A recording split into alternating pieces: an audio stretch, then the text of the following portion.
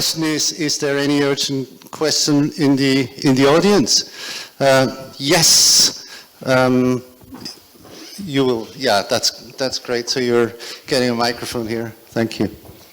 Thank you very much. Another really interesting session. I wanted to ask you about the carbon credit system that you referenced, because it really strikes me that this is a really important area that's going to become even more important over the next 10 to 20 years, and that you may find yourselves as some unusual allies. And I'm thinking of the oil and gas companies who really, really need this in order to decarbonize and offset emissions. So talking about additional forests, not existing ones.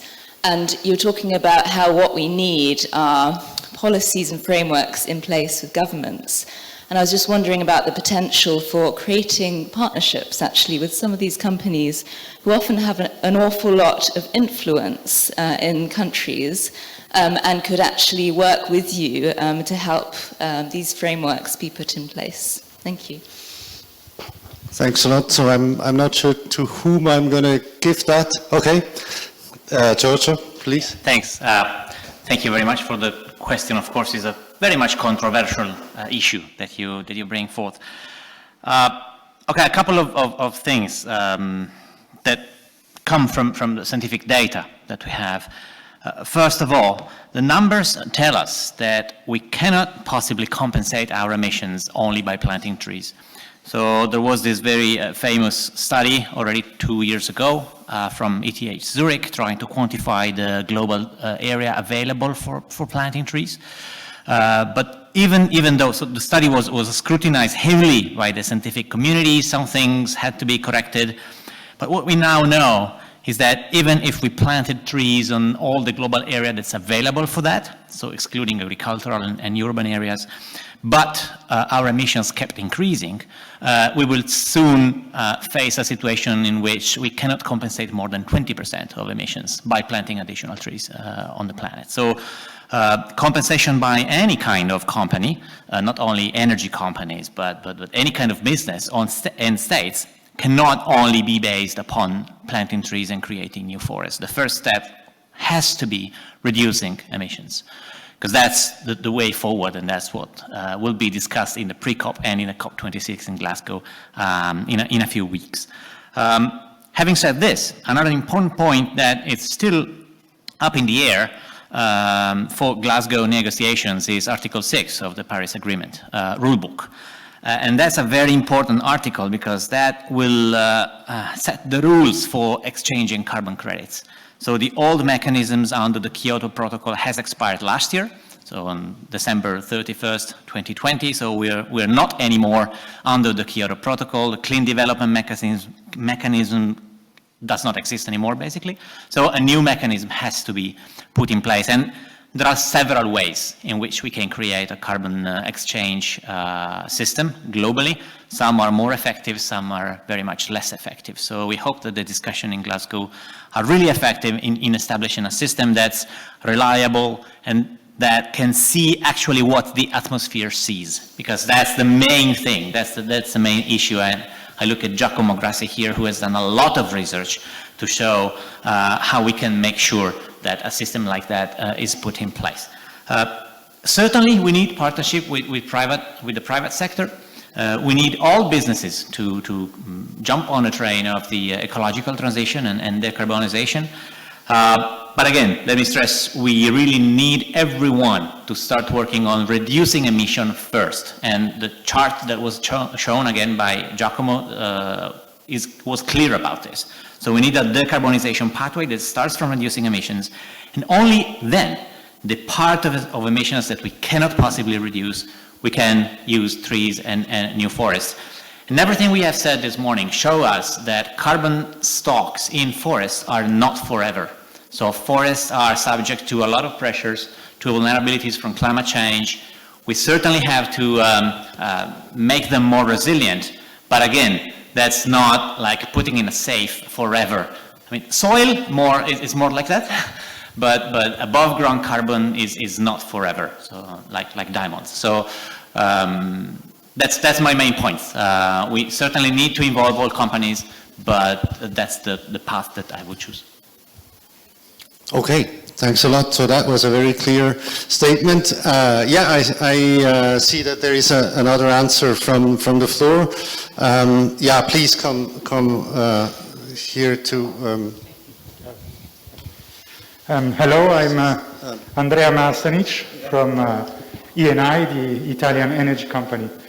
So the question is quite interesting because I agree with what you said. We cannot rely on compensation. I mean, the path is clear. We have to reduce emissions.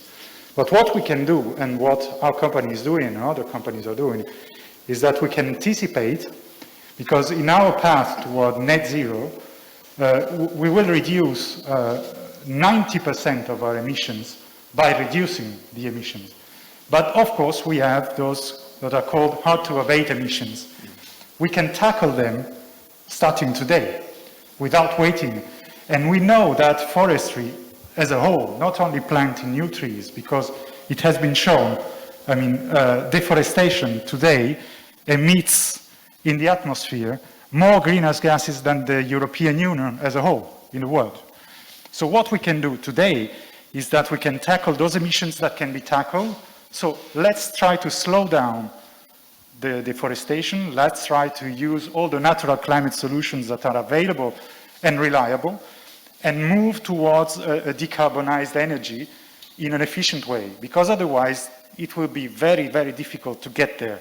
So I'm very happy to hear that there's a debate on how to gain some kind of agreement between all the parties involved, so that the credibility of the credits or the offsets is clear, because that's what we rely on. We want to have the open discussion so that the additionality that was mentioned before is clear.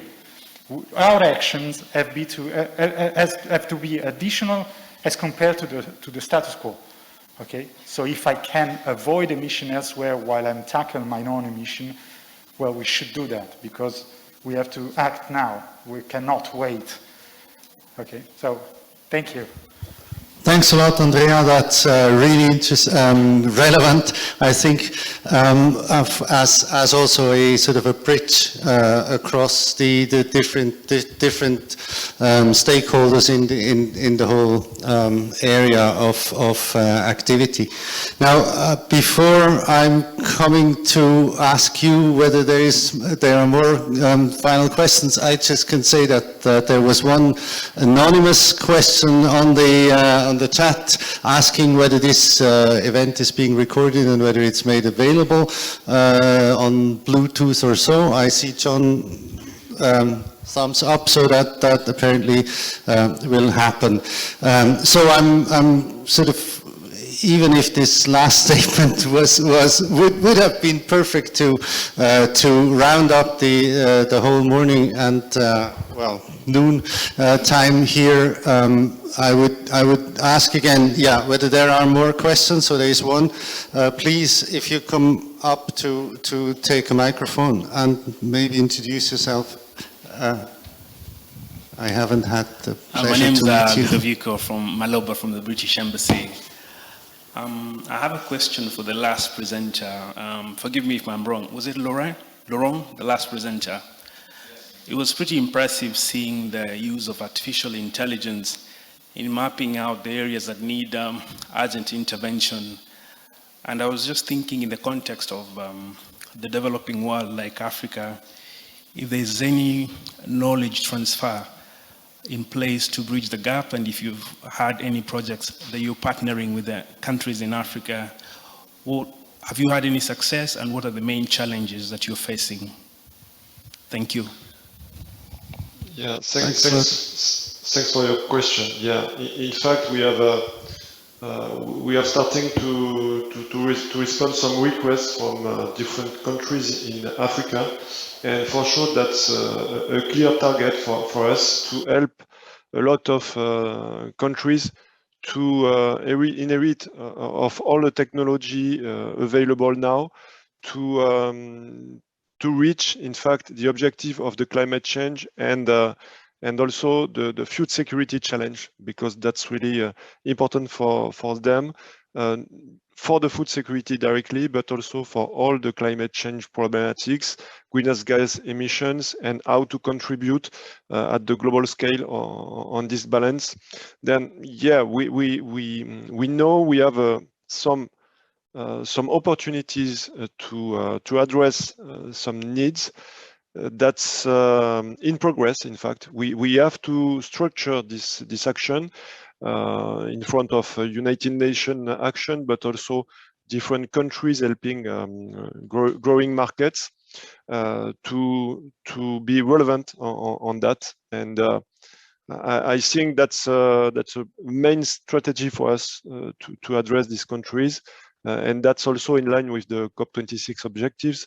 Yeah, I don't know if I answer completely of the question, but yeah, that's in line, and we have some issues, but that's a thing to structure and address the good financial institutions to propose that, and to find also the partnerships in all countries, because when I explain our positioning, you have to understand that we have also to have partnership with each country, each laboratories in each latitude and each area, to be able to provide a good level of information on rice, on maize, and other problematics dedicated to specific areas. Thanks a lot, Laurent, for these clarifications and extra explanations. So this would be, I'm owing you the final response for the anonymous request or question. Yes, this event is being recorded. John is not sure where it's actually going to be shown, but all those registered will be informed on where they can have access to the recording. Okay, so last call for questions. If we do have, I cannot see anything. I have not checked again the chat, but I think so. We are getting well towards half an hour over time. So I think we have seen here this morning and early afternoon, that forest services are extremely important. I think every single presentation has emphasized that. We have seen that we need data. We have seen that we have possibilities to get the data from either from the satellites or from closer by. I think I have learned especially that I was just not aware of that. Explicitly that forest management really matters, and that it is only a small percentage, I forget the number, 15%, I guess, that is being managed at the present time, and that this should change. I